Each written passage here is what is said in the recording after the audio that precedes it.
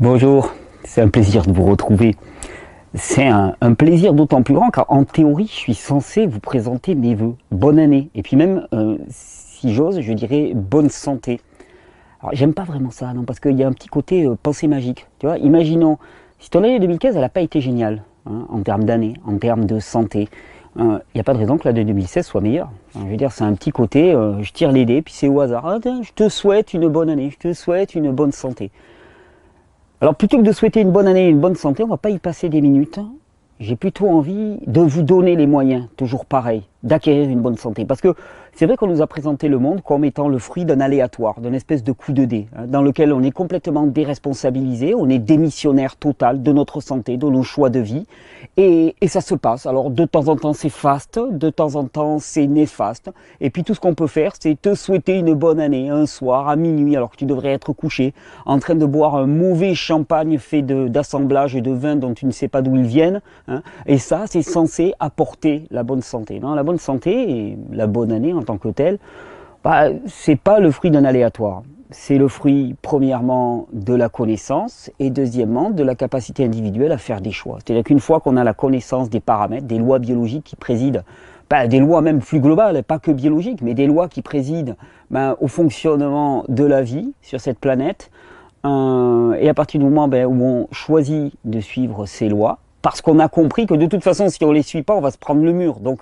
il n'y a pas lieu d'être insurgé contre ces lois, parce que de toute façon, ces lois, elles s'imposent à nous, de toute manière. Ce ne sont pas des lois humaines. Vous savez, les lois humaines, on peut manifester contre, mais là, ce ne sont pas des lois humaines. Elles s'imposent à nous, et aujourd'hui, on va le voir particulièrement. Une fois qu'on a compris ça, eh ben, on y va, et notre année, elle est effectivement bonne.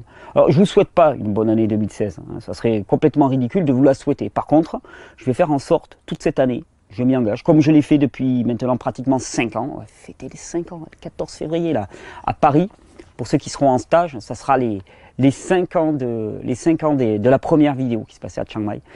Eh ben, je vais vous donner les moyens, je vais espérer, en tout cas je vais faire ma possibilité, je vais faire tout ce qui est dans mon possible pour vous donner les moyens d'aller vers une bonne année. Et alors aujourd'hui, j'avais envie, puisqu'on commence, il fallait un petit sujet qui accroche en plus, hein, le petit titre qui attire l'œil. En finir avec la candidose. Vous avez peut-être entendu parler de la candidose, vous avez peut-être croisé pas mal de gens qui vous disaient ah, moi j'ai eu une candidose avec des symptômes extrêmement divers hein, qui peuvent aller principalement de troubles, fatigue chronique, brouillard mental, dépression, tous les troubles de la sphère dite cognitive ou psychique, à des phénomènes d'allergie, de boutons, de champignons qui apparaissent un peu partout et on te dit voilà j'ai attrapé un candidat et la question qui revient le plus souvent, c'est qu'est-ce qu'il faut que je fasse pour me débarrasser de mes candidats? Alors aujourd'hui, en finir définitivement avec le candidat. Peut-être pas au sens où vous l'entendez en termes de en finir. Alors déjà, bon, moi je veux bien détruire les candidats albicans. Bon, on peut y réfléchir, mais j'aimerais bien savoir quand même ce que c'est. Donc, tu vois, quitte à tirer sur quelqu'un, quand même, j'aime bien voir son visage, quoi, avant de tirer. Tu ne crois pas? Parce que, histoire de ne pas faire d'erreur, quoi, de ne pas tirer sur un copain. Même sur un ennemi, il ne faut pas tirer, mais bon, on ne va pas tirer sur un copain. Ok, alors c'est quoi le candidat albican? Le candidat albican, c'est une levure. C'est un champignon, c'est une levure. Hein. Ce sont des champignons unicellulaires hein, qui sont présents à l'état natif dans l'organisme. Ok. Ce sont des champignons unicellulaires. Et qu'est-ce qu'ils font ces champignons unicellulaires? À quoi ils peuvent servir? Voilà, les champignons unicellulaires de type candida, ce qu'ils réalisent, ce sont des fermentations. Ok, fermentation, mais qu'est-ce que c'est la fermentation? C'est un processus qui se produit en l'absence d'oxygène, on dit anaérobie, hein, et qui permet de dégrader le carbone pour produire de l'énergie pour la cellule. Hein. Pasteur disait un truc, c'est pas souvent que je cite Pasteur, hein, c'est le début d'année, hein, mais Pasteur disait finalement la fermentation, c'est la vie en dehors de l'oxygène. C'est un processus de production d'énergie en l'absence d'oxygène. Ok, donc les candidats albicans sont des levures, des champignons, présents de façon endogène dans l'organisme, c'est-à-dire on en a tous des candidats albicans. Donc quand on te dit moi j'ai des candidats albicans, et rassure-toi, moi aussi, et puis lui aussi, et puis lui aussi, et puis lui aussi, on en a tous. C'est présent de façon endogène dans tous les organismes. Toi, ce que tu as, c'est une prolifération de candidats albicans. Hein, tu as une surabondance de ces candidats albicans. Alors à quoi servent les champignons? À quoi servent les levures et les champignons dans ce monde? Alors on montre en biologie que les levures et les champignons sont des décomposeurs de la matière. C'est-à-dire qu'ils viennent et ils décomposent, ils transforment la matière en excès. Alors, les levures sont les organismes vivants, puisque ce sont des organismes vivants, sont les organismes vivants les plus importants quasiment sur cette planète. Les levures et les champignons, pour ceux que ça intéresse, il faudra aller regarder un peu les travaux de Paul Stamets par exemple, qui sont extraordinaires sur les champignons, les levures étant des champignons, ou les champignons étant des levures plutôt. Il faudra aller regarder les travaux de Paul Stamets pour montrer comment les champignons sont à la base de la vie sur cette planète. Les champignons décomposent la matière et la transforment. Les candidats albicans dans le corps, ils servent à quoi? Les candidats albicans, ils ont un rôle essentiel en termes de digestion, de transformation, de chélation et de synthèse. Ils réalisent toutes ces fonctions à la fois. Par exemple, on s'est rendu compte qu'il y a des levures alimentaires, comme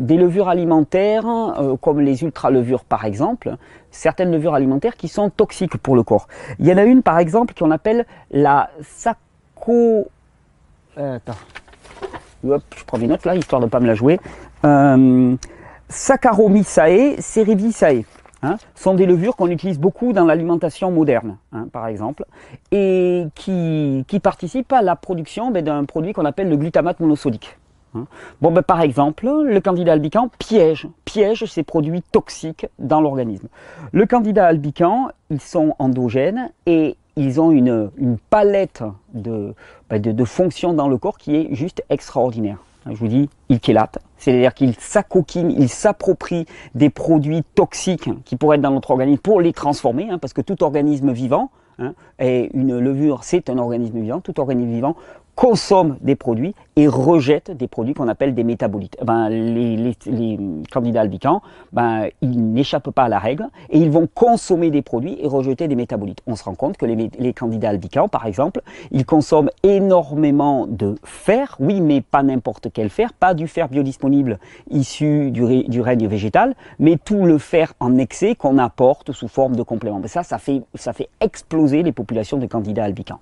Candidats albicans, ils ont un rôle essentiel aussi dans la digestion. Pourquoi? Parce que les candidats albicans produisent énormément d'enzymes qui permettent la digestion des produits de notre alimentation. Ah ouais? Eh ouais. On oubliait tout ça. Alors attends, on va peut-être réfléchir un petit peu. Tu peux vider ton chargeur là. Avant de tirer à vue sur les candidats albicans, on va peut-être réfléchir un petit peu. Donc, la question que tu te poses, c'est pas j'ai des candidats albicans, comment les détruire? C'est il y a un surdéveloppement de candidats albicans. Et comment est-ce que je peux y répondre au mieux? Alors, les candidats albicans, ce sont des microbes. Les microbes, qu'est-ce que c'est? Ça veut dire trop petit pour être vu à l'œil nu. Super définition scientifique, je te l'accorde. Là-dedans, tu vas avoir des champignons, tu vas avoir des levures, tu vas avoir des bactéries, tu vas avoir des virus qui sont à la limite entre le vivant et le non-vivant, pas tout à fait vivants, qui ont besoin d'un autre pour être vivants. Mais bon, passons, on pourra mettre des virus. Et alors, chose qu'on a découvert encore récemment, on s'est rendu compte que tous ces microbes communiquent entre eux. C'est-à-dire qu'ils n'agissent pas de façon isolée, ils communiquent entre eux au travers d'un langage qu'on a appelé le quorum. Et c'est ce qui fait que toutes ces populations, elles s'organisent en permanence entre eux. Et bon, je vais te dire une chose, par exemple, les champignons et les bactéries sont en équilibre. C'est-à-dire que s'il y a un bon équilibre entre champignons et bactéries, tout se passe bien. Si d'un seul coup, il y a moins de bactéries, les champignons, ils vont monter en os. Pourquoi? Parce que tous réalisent la même fonction. Ce sont des décomposeurs finaux du système. C'est-à-dire qu'ils s'acoquinent, ils s'approprient la matière et la transforment quand elle est en accès. Donc, on peut en déduire rapidement que excès de candidats albicans égale premièrement déséquilibre de toute ton entièreté bactérienne, tous tes microbes qui y a à l'intérieur de ton corps. Deuxièmement, surabondance de candidats albicans égale nécessité de matière à nettoyer. Alors tu vas me dire, déséquilibre de tous les microbes qu'il y a à l'échelle de notre corps. Comment ça? Il y a des microbes à l'échelle de notre corps? Ouais, si vous suivez ces vidéos, vous le savez, mais à l'échelle de notre corps, on va dire que nous sommes majoritairement microbiens plus que humains. On nous rebat les oreilles, en permanence avec le code génétique. Ça, c'est génétique. Donc si c'est génétique, eh ben, on n'y peut plus rien. Alors, mal barré, parce que en fait, le code génétique humain, proprement dit, cellulaire humain, il représente entre 0,1 et 1% de tout le patrimoine génétique qui est présent dans notre corps. Et 99% ou 99,9% selon les individus, bah, plus de 99% de notre patrimoine génétique, bah, il est microbien. D'ailleurs, c'est ce qui fait qu'on te dit toujours, entre nous, il y a 99% de code génétique en commun. Ok, code génétique cellulaire. Par contre, au niveau du code génétique microbien, il y a des grosses différences. Ça explique que tu n'as pas la même tête que moi. C'est rassurant parce que sinon, moi, je ne comprenais pas, avec 99,9% de commun, comment on pouvait être si différent au niveau morphologique, au niveau physique, mais au niveau psychologique aussi. Comment on pouvait être aussi différent? Ben, la simple raison est que l'essentiel de notre patrimoine génétique, il est microbien. Et l'essentiel de notre être est microbien. Nous sommes 10 fois plus microbiens que cellulaires. Et tous ces microbes, ils communiquent ensemble. Donc le candidat albicans est une levure parmi des milliers de champignons. Et il faut bien comprendre que tous ces micro-organismes, ils évoluent en synergie. Ils communiquent entre eux et évoluent en synergie. Quand est-ce qu'ils commencent à y avoir problème? Ils commencent à y avoir problème quand il y a déséquilibre dans ces populations de microbes. C'est-à-dire que normalement, tout se régule en permanence. Il ne peut pas y en avoir un qui va prendre le dessus sur les autres. Pourquoi? Parce qu'il va y avoir des équilibres même dynamiques. Ces équilibres dynamiques nous assurant qu'il n'y a pas une population qui va prendre l'ascendance sur les autres. Parce que s'il y a une population qui commence à passer en surnombre, elle va avoir une raréfaction de sa nourriture, donc elle va commencer à diminuer, les autres vont prendre le dessus. Il y a des processus de régulation qui sont prévus, qui font partie de ces lois biologiques de l'homéostasie, qui prévalent à toutes les échelles du vivant, et qui vont faire que les populations vont s'équilibrer. Quand est-ce qu'il y a problème? Il y a problème quand il y a un déséquilibre induit par une cause extérieure majeure. Alors, qu'est-ce qui cause des déséquilibres parmi nos populations microbiennes? Eh bien, on a eu la drôle d'idée, je te l'avoue, dit comme ça paraît même comique si ce n'était pas aussi catastrophique. On a eu la drôle d'idée, depuis 50 ans, d'utiliser des produits, soi-disant pour nous apporter la santé, puisqu'il y a des professionnels de ça, des produits qu'on appelle les antibiotiques. Alors, antibiotiques, le biote, c'est l'ensemble des microbes qui composent ton corps. Antibiotiques, ça veut dire contre les microbes de ton corps. Et d'ailleurs, je ne sais pas si tu as remarqué, mais quand on te dit microbe, comme ça, tout de suite, on te dit, ouais, je vais te parler d'un microbe, tu as plutôt l'impression que c'est pas un truc très sympa. Hein, je veux dire, microbe, si tu qualifies quelqu'un de microbe, c'est plutôt négatif comme qualificatif. Quand tu penses microbe, tu ne penses pas immédiatement à un allié qui est responsable de la majorité des synthèses, des chélations, des processus digestifs, des processus métaboliques dans ton corps. Et pourtant, l'essentiel des microbes du corps sont extrêmement favorables. Il y a toute une idéologie qui a été construite autour de ça. Alors, pourquoi est-ce qu'il y a des déséquilibres dans les populations bactériennes? Pourquoi est-ce qu'il y a une explosion d'un seul coup de candidats albicans? Simplement déjà parce qu'on a tout fait pour que cela advienne en utilisant des produits qu'on appelle des antibiotiques qui détruisent les bactéries. Donc automatiquement, quand les bactéries sont en sous-nombre, hop, les champignons grimpent, les champignons et les levures grimpent. Automatique. On aurait dû te le dire, on ne te l'avait pas dit. Bon, la deuxième chose, c'est l'utilisation des pilules contraceptives.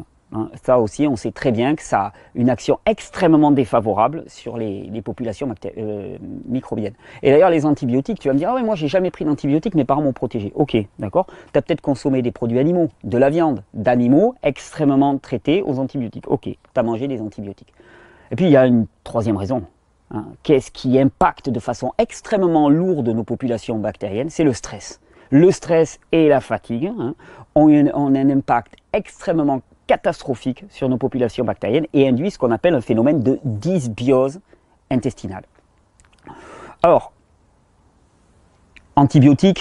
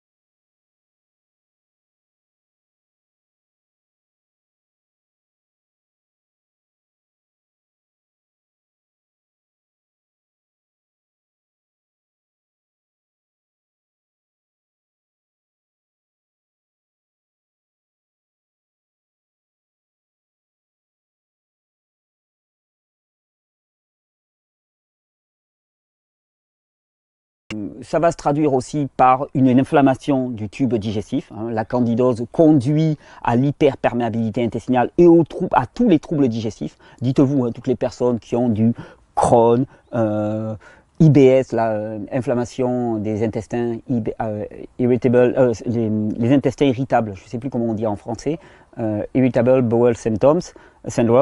Tous les gens qui ont des colites à répétition, des gastrites à répétition, dites-vous que les candidats albicans sont là, ils sont présents. D'ailleurs, c'est marrant, quand j'ai oublié une chose qui était intéressante, les candidats albicans, par exemple, quand je parlais de ce qu'ils faisaient dans l'organisme, l'intérêt qu'ils avaient pour l'organisme, par exemple, on s'est rendu compte que les candidats albicans sont les premiers prédateurs, hein, d'un petit animal qu'on appelle l'hélicobactère, qui est une bactérie qu'on appelle Helicobacter pylori, hein, qui est une bactérie qui est réputée actuellement comme extrêmement dangereuse pour notre estomac. On pourrait y revenir sur l'Helicobacter pylori, elle apparaît parce qu'il y a des conditions qui sont favorables à son apparition. Le candida albicans, c'est ce qui régule les populations d'Helicobacter pylori. Donc tu as une explosion d'Helicobacter pylori, tu vas avoir une explosion de candida en même temps. Donc je vous disais, candidose, ça va donner une espèce de brouillard mental, ça va donner des troubles neuropsychiques, ça va donner des phénomènes d'acidification au niveau du tube digestif, acidification à l'échelle de tout le corps. Par contre, il faut comprendre que la candidose, elle peut d'abord être au niveau des intestins. Oula, il commence à pleuvoir, bon, j'espère que ça va passer avec la caméra. Elle peut être simplement au niveau des intestins, et puis quand la barrière intestinale commence à devenir poreuse, la candidose, elle devient systémique et ça rentre à l'intérieur de tout le corps. D'ailleurs, je ne sais pas si vous avez remarqué, mais vous avez certaines personnes, vous vous approchez d'elles, et puis, même pas la laine, c'est le corps tout entier qui sent mauvais. J'ai expérimenté ça il y a quelques temps. C'est le corps tout entier qui sent mauvais. Pourquoi? Ça sent les bactéries, ça sent les champignons, ça sent toutes les matières en putréfaction, et le corps est envahi de champignons et de bactéries. Pourquoi? Parce qu'il y a énormément de produits toxiques qui sont stagnants dans le corps, et qu'il s'agit de résoudre ça. Alors on va résoudre et en finir avec la candidose. Quand c'est qu'on s'occupe de détruire ces petits machins, hein, qui nous embêtent et qui nous détruisent la vie. Alors, j'avais envie de dire une chose à ce sujet-là. Par exemple, il y a des produits que j'ai trouvés sur de nombreux blogs, même en France. Il y a tous les spécialistes de la naturopathie qui te conseillent. Il y en a un qui s'appelle Candida Cell Suppressor, ou qui s'appelle Candida Solution, ou qui s'appelle Lufénuron, et qui est censé, alors c'est un produit qui contient un antichitine, hein, donc qui détruit la paroi extérieure des candidats albicans, et qui est censé détruire systématiquement les candidats albicans. Et on te dit, génial, c'est la fin de la candidose. Alors, le seul problème avec ça, c'est que le fameux lufénuron, hein, est un produit ultra toxique, hein, qui a même été interdit en agriculture, parce que c'est un antichitine, hein, donc il détruit la paroi, la carapace, hein, des bactéries, des petits insectes et ainsi de suite. Et il amène quoi? Il amène à une destruction systématique de toutes les bactéries de l'organisme, et il amène surtout à une explosion des candidats albicans. Les candidats albicans, quand ils explosent, qu'est-ce qu'ils relâchent de l'organisme? Énormément de produits toxiques. Il commence à pleuvoir, donc on va déplacer la caméra, et je reprends juste après. Alors le fameux lufénuron, hein, il faut savoir qu'en usage vétérinaire, par exemple, il est interdit, hein, en ingestion, en oral, hein, il est autorisé qu'en externe. Et puis surtout, il faut bien comprendre que c'est un antichitine. Or, les candidats albicans, c'est pas des crabes, c'est pas des insectes. Donc l'efficacité est extrêmement limitée. Donc, détruire les candidats albicans en tant que tel, c'est pas très dur, hein. Tu prends de la soude caustique, tu avales de la soude caustique ou tu avales de l'acide chlorhydrique, je peux te dire, tu vas tout nettoyer, hein. Le problème, c'est qu'est-ce que tu vas faire dans ton organisme, hein? Qu'est-ce que tu vas avoir comme conséquence dans ton organisme? Il faut bien comprendre que la prolifération des candidats albicans, qui sont des champignons, sont dès le départ la conséquence en priorité du déséquilibre dans les populations microbiennes et de la destruction des bactéries par les antibiotiques. Hein. Donc il ne s'agit pas de prendre des produits extrêmement agressifs comme ce Candida Solution, qui est un poison, hein, d'ailleurs. J'avais vu, tenez, c'est l'occasion de le citer aussi en France, par rapport à toutes ces questions de dysbiose intestinale, de microbes et ainsi de suite. Vous avez un site fabuleux que le monde entier pourrait nous envier, parce qu'il a été fait par des passionnés Et il est extrêmement riche. Ça s'appelle, alors avant c'était un forum, maintenant ça n'en est plus un. Ça s'appelle Cron, C-R-O-H-N, si j'y pense je le mettrai sur l'écran, Cron superforum.fr, superforum. Si vous tapez aussi M-I-C-I, maladie inflammatoire chronique de l'intestin, les MICI, hein, vous allez tomber dessus. Et il y a une ressource exceptionnelle. Et je sais que dans ce forum, j'avais lu un article, parce que je le lis régulièrement, et je remercie vraiment ces auteurs. J'avais lu un article sur le candidat Cell Solution ou le candidat Solution, et ils expliquaient que la société qui avait produit ce poison en tant que tel était basée aux Bermudes, enfin un truc complètement obscur au niveau montage financier. Pourquoi ? Parce que c'est un produit qui est toxique, c'est un poison. Alors effectivement, tu vas avoir une destruction de tes candidats, mais à quel prix, hein? Parce que c'est bien joli de venir voir quelqu'un et de dire « je veux détruire mes candidats albicans ». Oui, mais ils servent à quoi dans l'organisme? Ils servent à quoi et qu'est-ce que ça va te coûter de les détruire? Alors, comment détruire les candidats albicans? Ben, ce genre de produit extrêmement toxique, non. Il n'y a pas de raccourci vers la santé. Vous avez bien compris, les candidats albicans, ils sont liés à deux paramètres. Déséquilibre des populations bactériennes et deuxièmement, alors déséquilibre des, je pensais déjà à la suite, déséquilibre des populations bactériennes et accumulation de déchets dans l'organisme. Alors, ensuite, quand on parle de candidose, quand on parle de solution à la candidose, on va te parler de régime anti-candidat. Bim, les régimes anti-candidats. Alors, c'est rigolo parce que les régimes anti-candidats, j'en avais entendu parler, et ça me laissait toujours extrêmement sceptique. Le principe du régime anti-candidat, c'est de dire, bon, les candidats sont des levures qui mangent des sucres, ça c'est vrai. Donc on va couper les sucres de manière à ce que les candidats soient affamés et meurent. Alors, il y a quand même un souci pour moi quand on y réfléchit. Je ne suis pas un microbiologiste excellent, mais quand tu réfléchis, les candidats albicans, ce sont des eucaryotes. Il y a les procaryotes et les eucaryotes. Ce sont des eucaryotes. C'est-à-dire qu'ils ont une mitochondrie à l'intérieur de leur unique cellule. La mitochondrie, c'est une centrale énergétique comme il y a chez les humains. Alors, le problème, c'est que la mitochondrie, chez les eucaryotes, elle fonctionne autant sur les sucres que sur les corps cétoniques. C'est-à-dire qu'un régime qui est censé mettre le corps en cétose nourrit aussi bien les candidats albicans qu'un régime qui est basé sur le sucre. Ça n'a aucun fondement, strictement aucun fondement. Et d'ailleurs, en pratique, ça ne sert à rien. Si tu raréfies l'alimentation sucrée des candidats albicans, pendant un temps, tu vas peut-être avoir une diminution, le temps qu'ils passent sur l'autre carburant, ils vont passer sur l'autre carburant. De la même manière que toi, quand tu jeûnes, au début, tu consommes du sucre, tu consommes le sucre qu'il y a dans ton sang, c'est le plus évident, c'est le plus naturel pour l'être humain. Et puis au bout d'un moment, quand il n'y a plus de sucre, hop, il va y avoir un petit moment difficile, c'est le passage des 2 jours à peu près en jeûne, c'est ce que vivent les populations des candidats albicans. Puis après, qu'est-ce qui se passe? Hop, ils basculent. Et il fonctionne sur les corps cétoniques. Donc le régime anti-candidat ne fonctionne pas. Alors on te dit oui, non mais il faut supprimer les sucres. Alors c'est rigolo parce que je suis tombé sur pas mal d'études. Par exemple, moi tu vois, les candidats albicans sont des champignons. Je me suis dit tiens, il y a des substances dans notre alimentation qui sont quand même dites antifongiques. Par exemple le miel. Alors le miel, on va s'accorder, c'est du pur sucre. Il n'y a pas plus pur sucre que le miel. Ok, j'ai regardé des études, il y a énormément d'études qui prouvent l'activité anti-candidat du miel. Un antifongique, un régulateur fongique.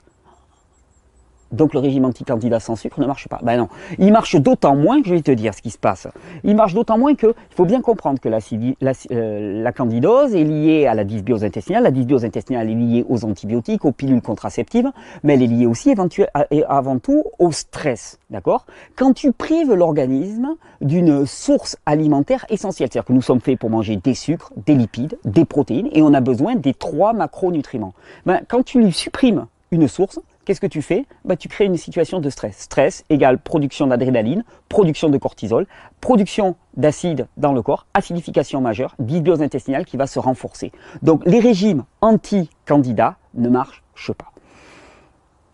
Tu vas me dire, alors que faire?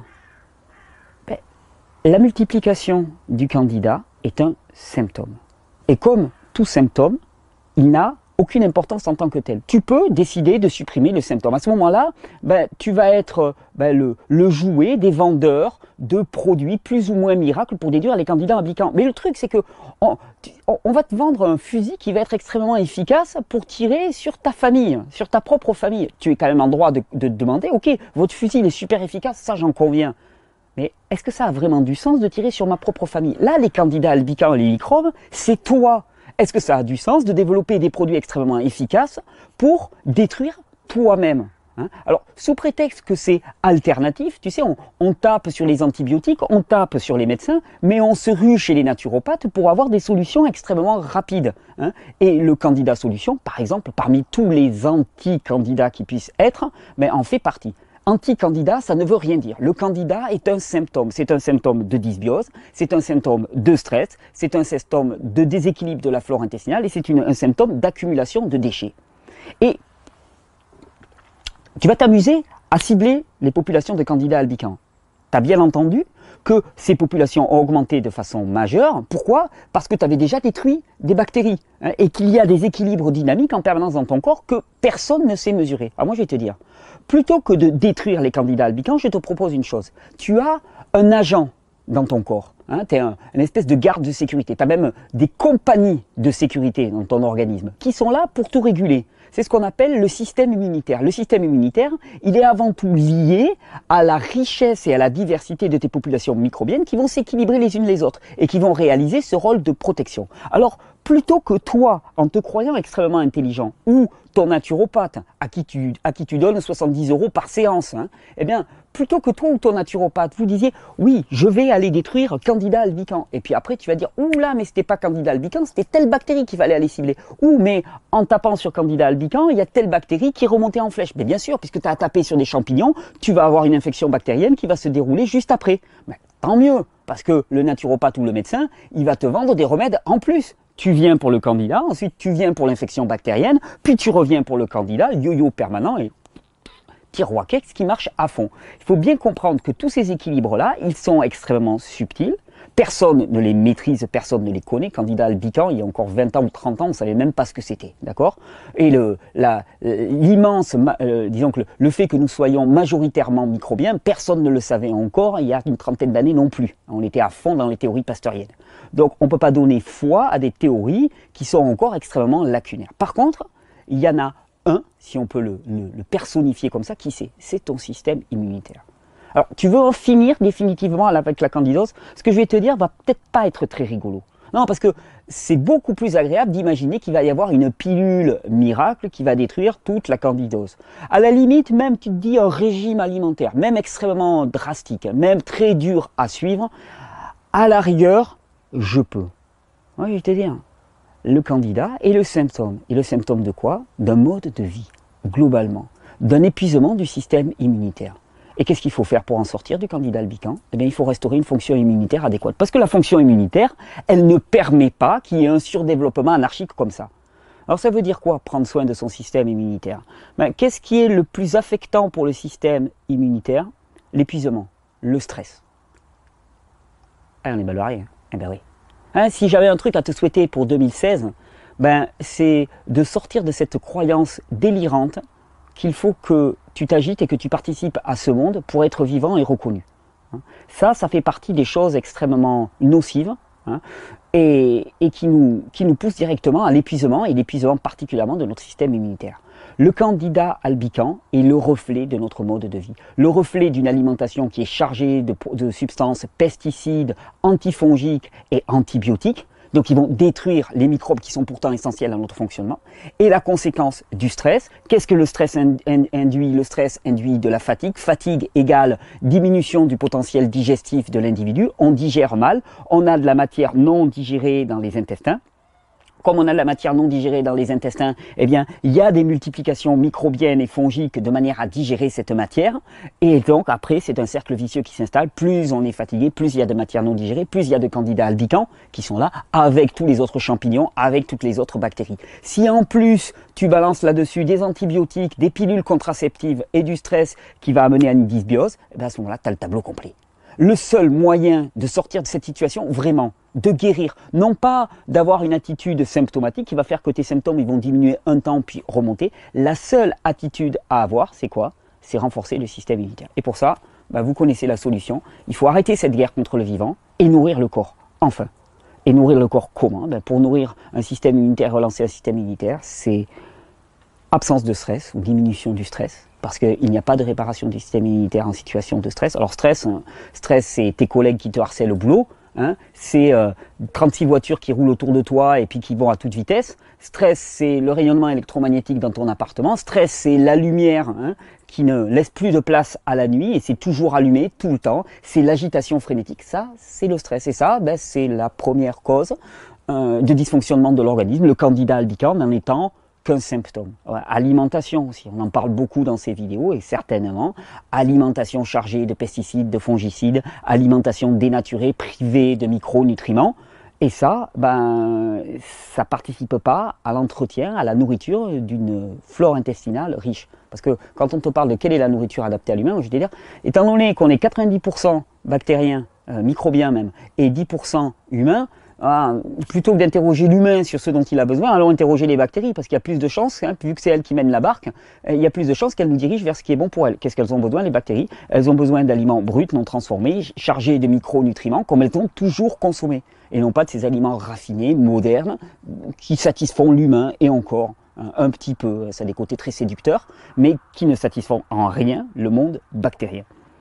Alors, tu vas me dire, oui, il y a des antifongiques. Tiens, je pense à une chose, j'avais oublié une dernière chose. Quand on parle de régime anti-candidat, par exemple, hein, et régime sans sucre, moi je vais te dire une chose que j'ai vu apparaître aussi, tu le rajoutes, hein, parce que j'ai oublié ce facteur-là, mais c'était assez intéressant. J'y avais pensé une fois, et puis, si tu prives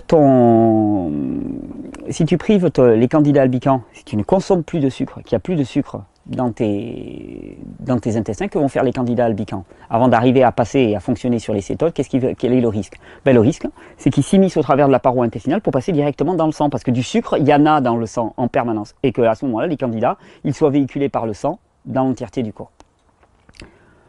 Donc, en finir avec les candidats albicans, si c'était des vœux pour 2016, on est mal parti, parce que c'est pas rigolo ce que je vais annoncer. Non, il n'y a pas de pilule miracle. Non, il n'y a pas lieu de s'intéresser aux symptômes. Non, il n'y a pas d'autre choix que de changer de vie. Parce que cette vie nous conduit directement à la maladie et à la dégénérescence. Changer de vie sur le plan alimentaire, certainement. Hein. Donc, inclure une majorité de fruits et de légumes crus et ou cuits, mais crus en majorité pour avoir la majorité des micronutriments, pousser sur des terroirs riches et sains, non pollués par des pesticides et des fongicides, hein, manger une vraie nourriture, des vrais aliments, non pas des trucs en barquette, en boîte, qui se conservent pendant des 6 mois, des 1 an, des 2 ans, mais une vraie nourriture adaptée à l'humain, simple, brute, non transformée, majoritairement des fruits et des légumes, et surtout changer de mode de vie au niveau du rythme de vie. Hein, parce que être à l'intérieur, sédentaire, sous des néons, ben ça ne participe pas au fonctionnement du système nerveux, du système endocrinien et du système immunitaire. Notre système immunitaire a besoin de repos, de douceur, de soleil, d'une nourriture riche et abondante en micronutriments, et à partir de là, il se refait tout seul. Tu veux arrêter avec les candidats albicans, ben il n'y a pas de choix. Il faut changer de vie. Alors, c'est pour ça que je dis que ce n'est pas obligatoirement agréable à entendre, parce qu'on s'est dit, ouais, je vais pouvoir tout garder, puis juste changer de régime alimentaire.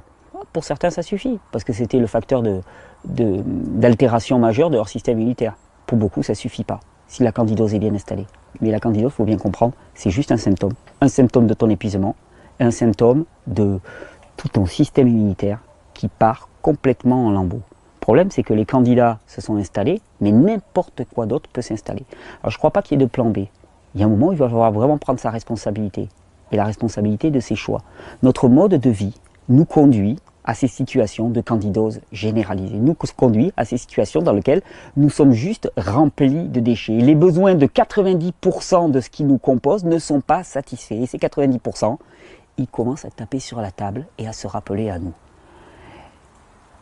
Il n'y a pas à se voiler la face, le monde microbien est en train de gagner. Je ne sais pas si vous le savez, mais on le dit peu. Actuellement, c'est un petit peu l'affolement. On n'a quasiment plus d'antibiotiques qui marchent. Il n'y a plus que 2 ou 3 antibiotiques qui marchent. Pourquoi? Parce que les microbes ont développé des résistances. Les microbes ont construit ce monde, ont construit la matière de ce monde, et c'est eux qui auront le dernier mot. Alors il y a un moment, il faut se dire, ok, est-ce que je vais dans le sens de ce qui me compose en majorité, ou est-ce que je continue à marcher au ciboulot, mener menée par le bout du nez par les fabricants de produits alimentaires, par les idéologues du mode de vie moderne? Est-ce que je change et est-ce que je décide enfin de nourrir ce qui est vivant en moi? C'est ça, tout le challenge de Régénère. Alors en finir avec la candidose, pas de pilule miracle. Ok, il y a des antifongiques qui permettent de réguler un peu les populations. On aurait pu parler d'ail, on aurait pu parler de l'apacho, on aurait pu parler de Nîmes, on aurait pu parler de titri, on aurait pu parler d'origan par exemple. Oui, certes, ça régule. Hein, ça va peut-être permettre un petit peu, on peut en prendre un petit peu, de manière à diminuer un petit peu les populations de candidats albicans, pour aider le système immunitaire à prendre le dessus. Parce que là, actuellement, c'est eux qui ont le dessus sur le système immunitaire. Ok, ça peut aider, mais ça ne résoudra en rien le problème. Ça ne sera jamais une solution. Il y a un moment où il faut, à partir de la connaissance, prendre les décisions qui sont justes et aller vers la vie. Je vous souhaite une bonne année 2016. Avec ça, il n'y a plus moyen de tricher.